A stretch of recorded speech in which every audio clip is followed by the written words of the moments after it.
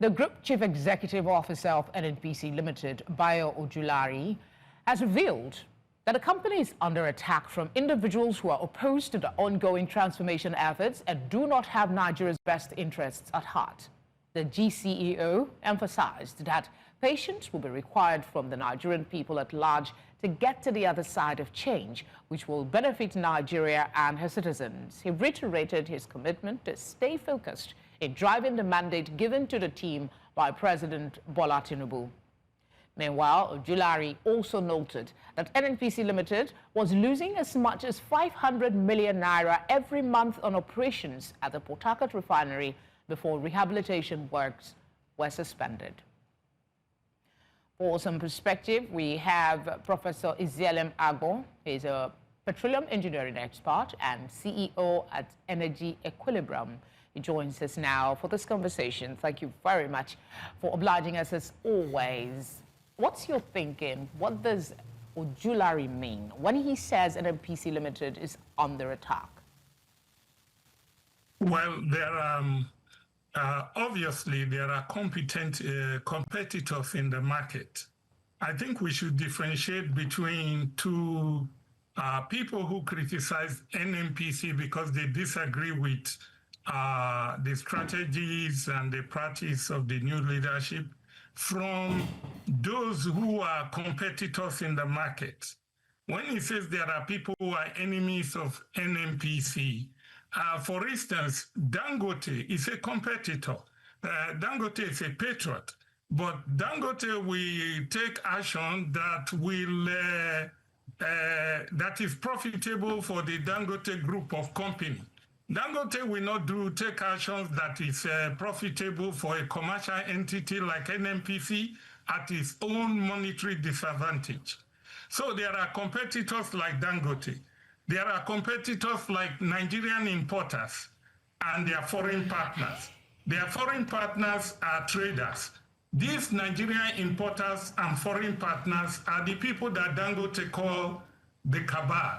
They include some managements of NNPC, they include importers of PMS and their foreign partners. Those are the people that didn't want Dangote to come in to scream, and they don't want NNPC to repair the refineries. Okay? So they are pursuing their own economic interests. They are not pursuing the economic interests of ordinary Nigerians.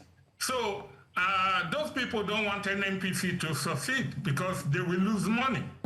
And somebody like Dangote said that NNPC, Port Harcourt refinery is trash, it cannot be repaired. So he tried to devalue the value of Port Harcourt refinery, not because he's an enemy of NNPC, but because he's a private man that wants to make profit. So if you can devalue NNPC Port Harcourt refinery, when the government sells it, he can buy it cheap, and within 18 months, the thing will be functioning at 85% capacity, and he will make a big profit. So that's why Dangote say it's crap. So there are some people who are not in favor of our refineries being repaired by a commercial entity like NNPC, not because they are bad people, but because it is not in their interest. They want to make profit. All right, let's take a bit of detail and take on that Port Harcourt refinery you talked about. One of the things Ojulari said was that they've completed a commercial review of the Port Harcourt refinery, and from that review, they have concluded that the best way forward is for them to get a true professional refining company to join them and operate the refinery.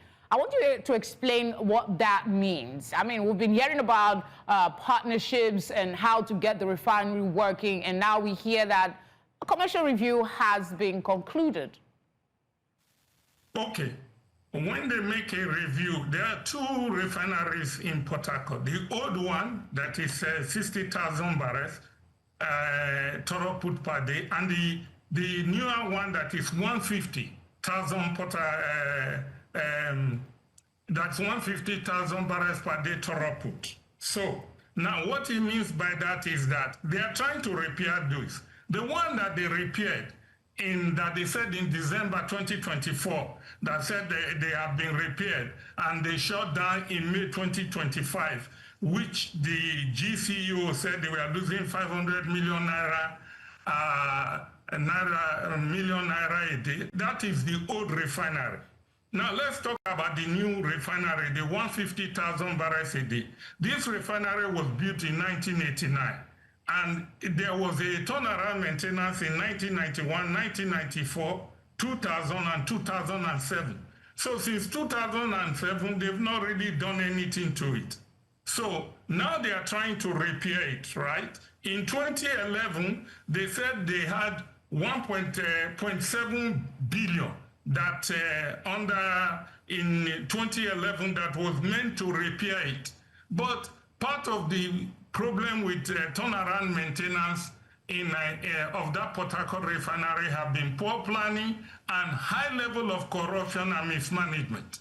A turnaround maintenance, you don't know what you are going to find, so you budget for it, and there are certain, when you do a test and you say, this part of the refinery is not working, this part of the refinery have not been used in the last 10, 15 years, and then you open it up.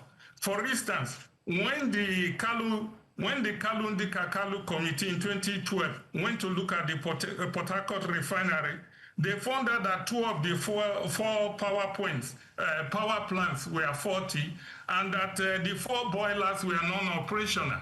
Now, by the 2024, when we go in there, we may find out that the whole 4 power plants are not operational. So there are some things you plan for, and when you have repaired them and you opened up the engine, you may find more faults. These are standard stuff. So there are 2 stages. One stage is to repair the refinery and make it functional.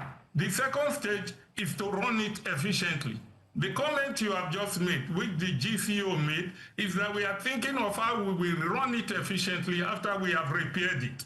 But let's take the first step of how to repair it. They said in 2020, they got $1.5 billion for repairing those 2 Port Harcourt refineries. But they only released about $98 million and about 17 billion naira. Not the $1.5 billion, all of it was not released. Now, of this 98 million naira, they gave the thing to a foreign company, Maria Technomod, to help them repair it in 2021-22. Okay. But that project was mismanaged. Now, EFCC is finding out that some of the managers took 10 million, another manager took $13 million. So there's a lot of corruption and mismanagement. I mean, so the first thing is to repair the refineries. Now, finally, let me say this. NNPC is a commercial entity by itself. Now, sometimes, as a commercial entity, you have the right to hire anybody around the world. In the past, Dangote bought the Port Harcourt refinery for $750 million. And then Yaradua returned it to the government. If you put a private company like Dangote and give them the Port Harcourt refinery, they will go to India, everywhere, hire the best expert, and within 18 months, they will repair it. That's the same way NNPC should do. All right, so you were making so much points. I was hesitant to interrupt you, but we're really out of time for this conversation. So if you just wrap up in, say, 30 seconds, please. Yes, I think that NNPC should utilize all its advantage as a commercial entity, not only to stop the private competitors like Dangote and the importers, but also to control political interference from the Senate and other members that are politicians and other members of the presidency.